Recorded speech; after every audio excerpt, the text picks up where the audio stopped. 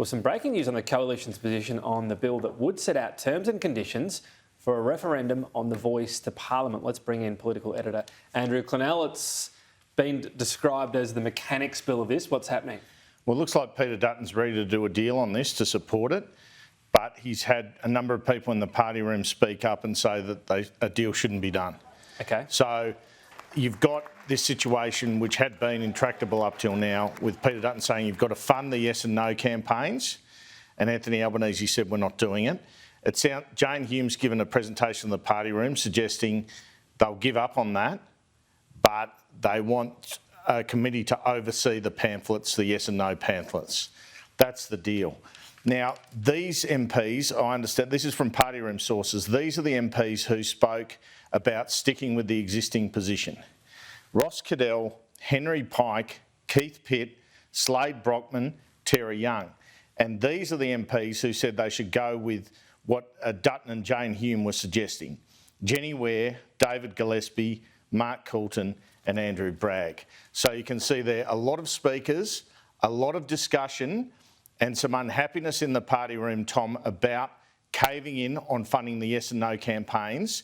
But it looks like this now could get coalition support in the Senate, and that Peter Dutton's decided to cave on that point.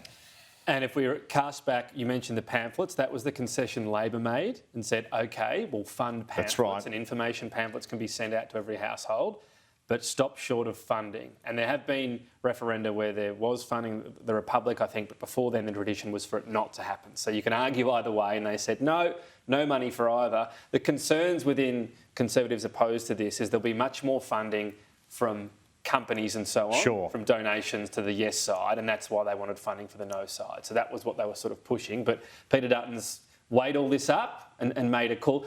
And we'll see what he does on the actual voice. This is the machinery bill. Yeah, but I think this is a significant development. I mean, yesterday it looked like Peter Dutton was going to oppose it.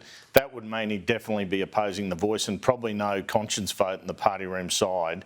Now, staring in the face after a discussion between Don Farrell and Jane Hume last night, the prospect that the bill will get through anyway with the support of the Greens and Independents, it looks like he's moving here, so it will be a bipartisan support for the referendum machinery bill. But the final negotiations yet to occur, and you can see the angst that has caused, particularly amongst the Nationals. And I guess how big that group gets might have an input. I guess the point you're making is that if you're going to oppose the machinery bill, how could you oppose support Absolutely. the overall vote? So that sort of just puts a death knell on it all at a very early point. So.